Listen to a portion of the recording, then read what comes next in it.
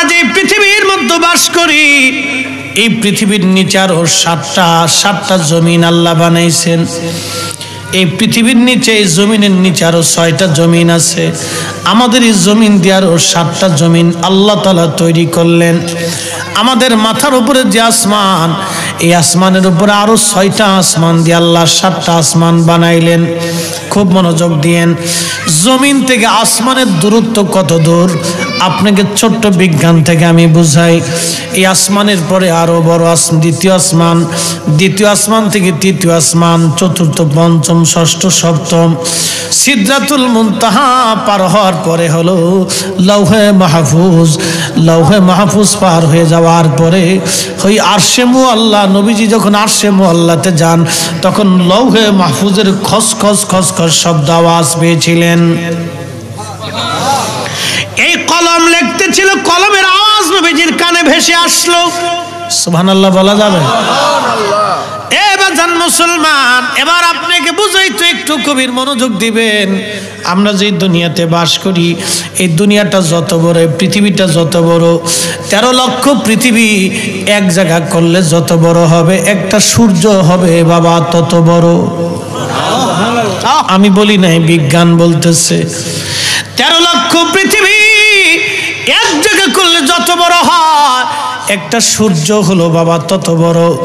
মহাশূন্যের ভিতরে একটা নক্ষত্র আছে, সেই নক্ষত্রের নাম হলো ব্ল্যাক হোল।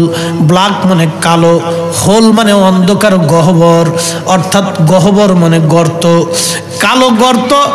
এই বিরাট বড় দানবীয় নক্ষত্র এমন ভাবে অন্ধকার, বিজ্ঞান বলতেছে সীমানার ভিতরে 200 কোটি সূর্যকে যদি ধরে দেওয়া হয়, 200 কোটি সূর্যটা মাত্র 2 মিনিটের ভিতরে নিঃশেষ হয়ে যাবে।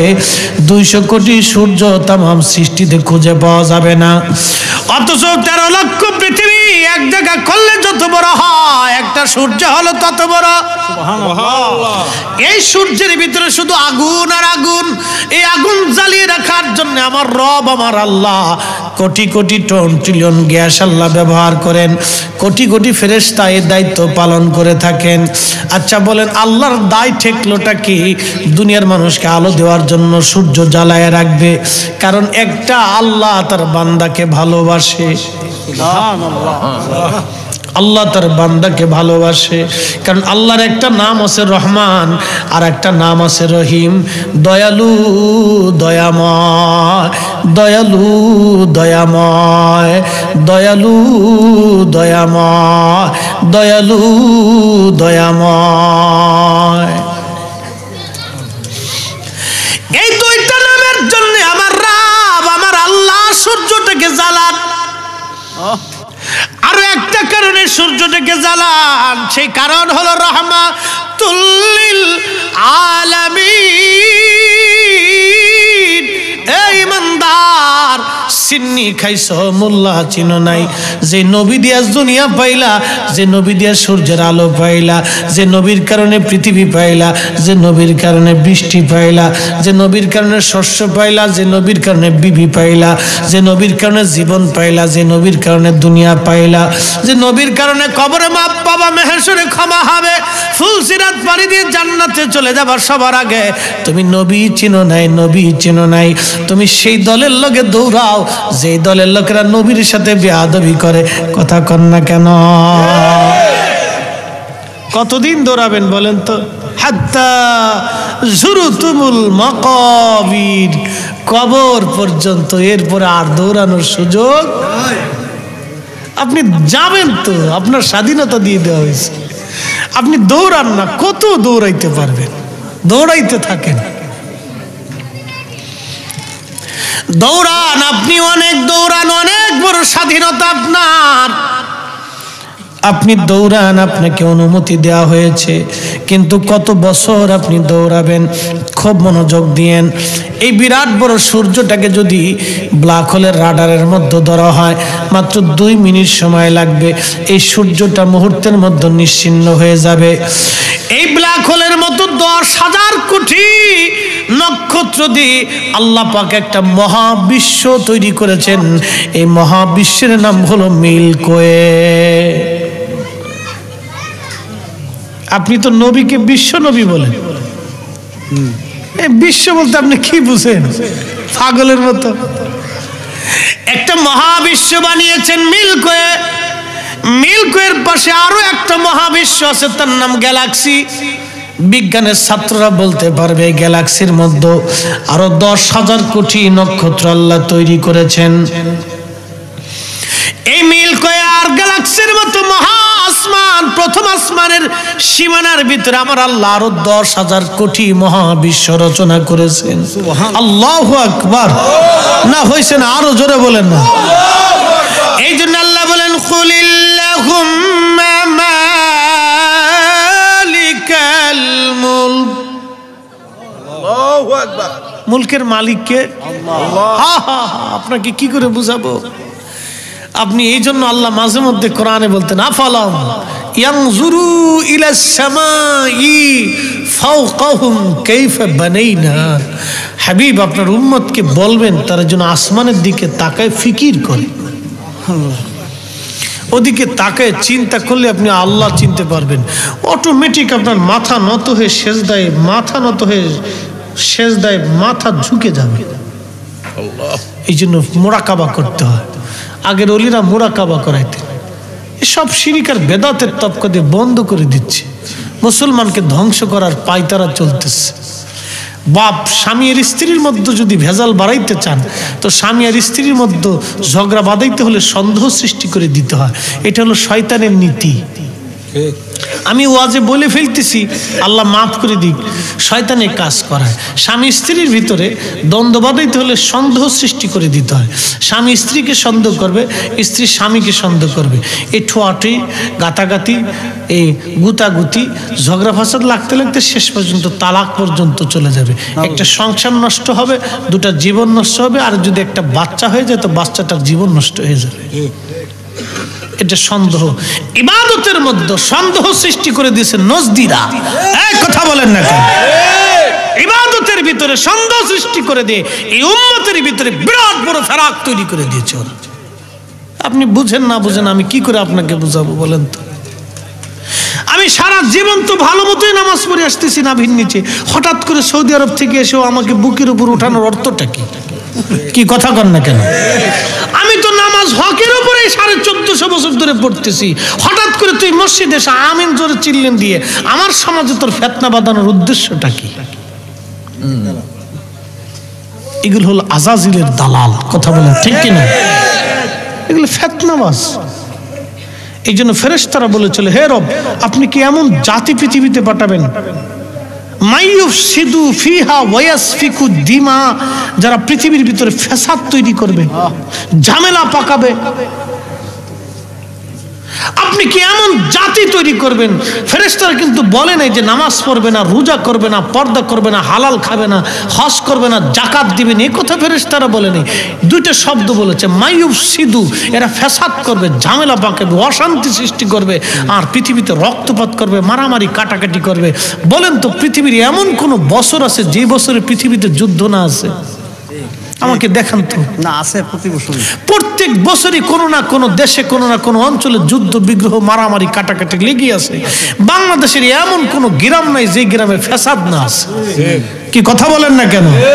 তাহলে ফেরেশতাদের আপত্তি তো সঠিকই ছিল। সেই আপত্তি তো ঠিক ছিল। আমি তো 1450 বছর পরে ঠিকই আছি হকের উপরে। তুমি এসে হঠাৎ করে ভেজাল বাঁধিয়ে দিয়ে বুকের উপরে ঠেলে দিয়ে আমিন জোরে চিল্লেনটা দিয়ে আমার 20 টাকার তারাবির 8 টাকা 12 রাকাত চুরি করে কমিয়ে দিয়ে 8 টাকাতে পরিণত করে আমার নামাজটা পর্যন্ত চুরি করে ফেললি। হারি সর্বনাশ! জুতা চোর তো মারাত্মক চোর। জুতা চোরের চেয়ে তো সিরিয়াস চোর হলো নামাজ চোর। বেতের নামাজে 1 রাকাত বানাইছে, 2 রাকাত চুরি করে ফেলছে। না, আমার দেশের যুবকরা চিন্তা করে এখানে গেলে তো সহজ পাওয়া যাবে। 20 টাকা কিরা কষ্ট করে পরে 8 টাকা পরে যদি পাওয়া যায় তাতে ঋতুবালা। হ্যাঁ, জুম্মার নামাজের আগে পিছে নামাজ দি। ইয়া রাসূলুল্লাহ, আপনি একটু চিন্তা করেন তো। এগুলো বেদাত। একটু চিন্তা করবেন। সমস্ত সাহাবীরা দুনিয়াতে উপস্থিত। আবু বকর সিদ্দিক রাদিয়াল্লাহু আনহু ইন্তেকাল করেছেন। তখনও পৃথিবীতে 9 জন আশারে মুবাশশারা সাহাবী জিন্দা।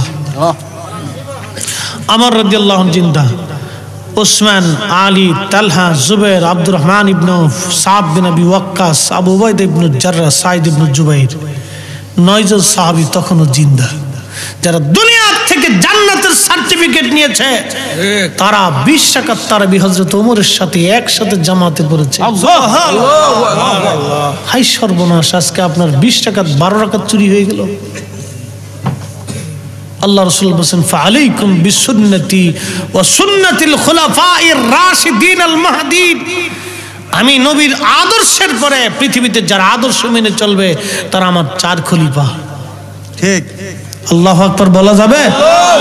4 খলিফার 3 খলিফা তখনও জিন্দা।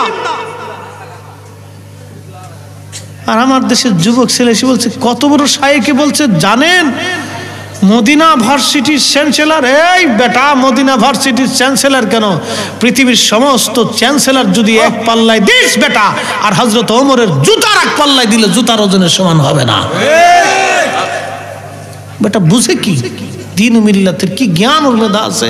তো কত বড় হুজুরি বলছে বেটা, কত বড় হুজুর কত বড় হলে হযরত আলীর জুতার সমান হবে?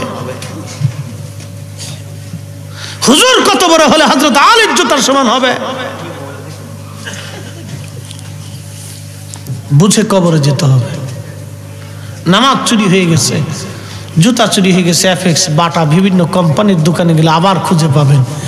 কিন্তু আপনার জীবনের মাহে রমজানের 30 দিনের যদি 360 রাকাত নামাজই চুরি হয়ে গেল, কিয়ামত পর্যন্ত আপনি কাঁদবেন কিন্তু নামাজ খুঁজে আর পাবেন না।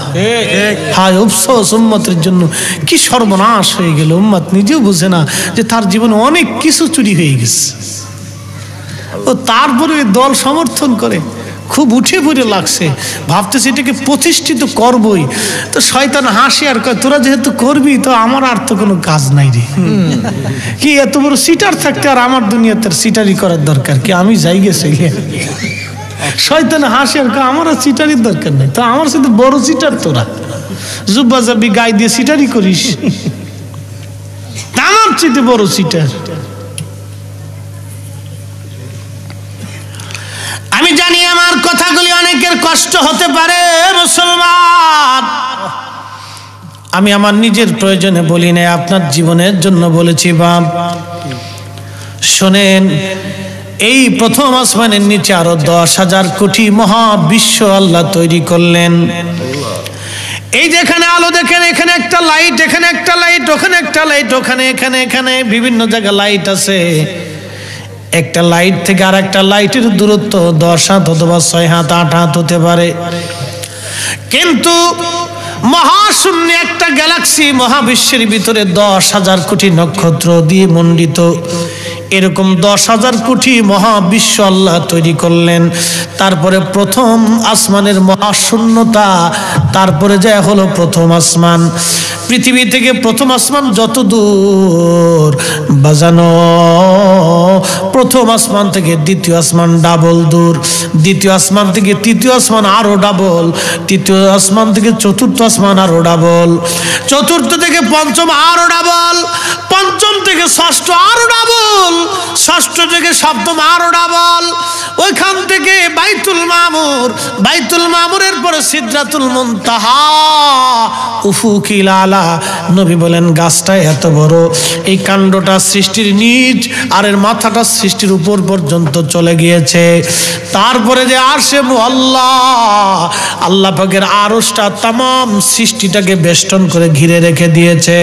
একবার জোরে জোরে জোরে বলা যাবে আল্লাহু আকবার। আরশটা তামাম সৃষ্টিটাকে ঘিরে রাখছে, এর উপরে আর কিছু নাই। উফুকিল আলা, উফুকিল আলা। সহিহ বুখারীতে নবী বলেন, উম্মত শোনো গো, আল্লাহ আমাকে নিতে নিতে নিতে নিতে নিতে নিতে নিতে নিতে এত উপরে আল্লাহ নিলেন, বিমা লা ইয়ালামুহু ইল্লাল্লাহ। এত উপরে আল্লাহ নিলেন, এর সীমানা আমার মালিক আল্লাহ ছাড়া আর কেউ জানে না। এই হইছে না? আরো জোরে। কাকে নিছে? নবীকে। কাকে নিয়েছে?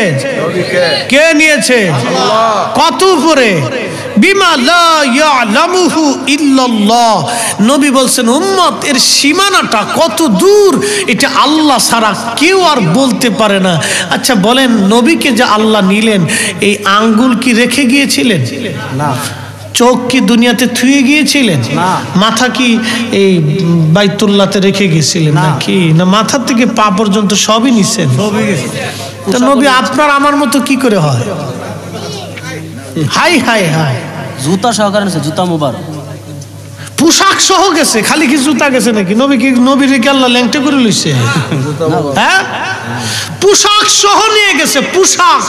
আল্লাহু আকবার কি আস্তে না জোরে? চিৎকার মেরে আরো জোরে বলেন আল্লাহু আকবার।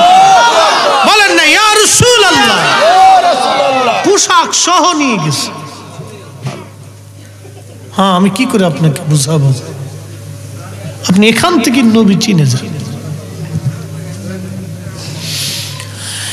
এ নবীর শানের ইজ্জত আজমতের কথা আমি কি করে বলবো? আমার মুসলমান ভাই প্রশ্ন করে, নবীকে সালাম দিব, দাঁড়িয়ে তাজিম করতেই হবে, দলিল কি? কানার বাচ্চা দলিল চায়। পুরে কানা কোথাকার? যে নবীকে আল্লাহ নিতে নিতে নিতে নিতে নিতে নিতে বিমা লা ইয়ালামুহু ইল্লাল্লাহ, সৃষ্টির একবারে শেষ প্রান্ত, হায় আফসোস এত উপরে নিলেন, আল্লাহ সারের সীমানা কেউ বলতেই পারে না। সে নবীকে তাজিম করার জন্য বলে দলিল লাগে। ওরে কানা কোথাকার! এই নবীকে তাজিম করার জন্য দলিল লাগে? নবী তো নিজেই তাজিম ওয়ালা, নবী তো নিজেই দলিল ওয়ালা। হ্যাঁ, কথা বলেন না কেন? নবী নিজেই তাজিম ওয়ালা, নবী নিজেই ইজ্জত ওয়ালা। ইজ্জত ওয়ালাকে ইজ্জত করার জন্য দলিলের প্রয়োজন নয়। নবী নিজেই ইজ্জত ওয়ালা, নবী নিজেই ইজ্জতের দলিল, নবী নিজেই তাজিমের দলিল, নবী নিজেই তো দলিল। তো নবী নিজেই যখন দলিল, তখন নবীকে তাজিম করার জন্য আবার দলিলের কি প্রয়োজন? সাইকুল হাদিস। হ্যাঁ, কত সাইকুল হাদিস আল্লাহ জুতা দিয়ে পিটে কবরে পাঠিয়ে দিবে। সাইকুল হাদিস। হ্যাঁ, এই জন্য কোন মানুষের বিবেকের মধ্যে কুত্তায় মুতে। বলবেন হুজুর এটা আবার কি বললেন? মুতেই তো। না মুতলে হায়ার এডুকেটেড পারসন, লেখাপড়া কইরে সবকিছু বুঝে ওকে আল্লাহ কি, আল্লাহ কিছুই না। আছে না এরকম ভাই? বাংলাদেশে বহু ডক্টর আছে, আল্লাহ বলে কিছু নাই। তোর বিবেকের ভিতরে কুত্তাই না মুতলেও এ কথা বলে নাকি? এত কিছু জানার বুঝার পরেও আল্লাহ বলে কিছু নেই। আছেই তো, বহু আছে। মুসলমান খুব মনোযোগ দিয়ে প্রিয় নবীজিকে আল্লাহ রাব্বুল আলামিন এভাবে উফুকিল আলাতে নিয়ে গেলেন। বাজান বলছিলাম নবী চিনাবো আপনাকে এইভাবে। এই আসমানের প্রথম আসমানের সামান্যতম খবর একটু দিলাম। আরো আসেন এই জমিন থেকে আসমানের দূরত্বটা কতটুকু না আপনাকে বুঝাই দিয়ে যাই। বিজ্ঞান বলে ও মানুষ তোমরা শোনো, একটা নক্ষত্র থেকে আর একটা নক্ষত্রের দূরত্ব কত জানোনি? একটা নক্ষত্র থেকে আর একটা নক্ষত্রের দূরত্ব হলো আলোর গতি 1 সেকেন্ডে 1,86,000 মাইল। আলো 1 সেকেন্ডে 1,86,000 মাইল দূরে আলো চলে যায়।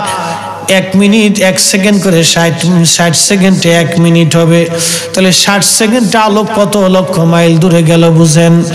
60 সেকেন্ড করে 1 মিনিটে 60 মিনিটে 1 ঘন্টা। 1 ঘন্টা আলো কত মাইল দূরে চলে গেল? 1 ঘন্টার হিসাবে 24 ঘন্টায় দিন ও রাত। তাহলে 24 ঘন্টা আলো কত মাইল দূরে চলে গেল? 24 ঘন্টার হিসাব অনুযায়ী 365 দিনে 1 বছর। তাহলে আলো 1 বছরে কত lakh crore trillion billion mile দূরে চলে গেল? এরকম কোটি কোটি বছর পার হলে, কোটি কোটি লক্ষ লক্ষ বছর পার হয়ে যাওয়ার পরে আলো যত বিলিয়ন ট্রিলিয়ন কোটি মাইল দূরে চলে যায়, একটা নক্ষত্র থেকে আর একটা নক্ষত্রের দূরত্ব তত। ওই রকম 10,000 কোটি নক্ষত্র দিয়ে একটা মিল্কওয়ে গ্যালাক্সির মতো 10,000 কোটি মহাবিশ্ব আল্লাহ তৈরি করলেন। তাহলে এবার বুঝেন তো দুনিয়ার থেকে আসমানের দূরত্ব কত? একবার জোরে বলা যাবে সুবহানাল্লাহ। এই দুনিয়া থেকে জিবরাইল, পৃথিবী থেকে জিবরাইলের 600 পাখা আছে।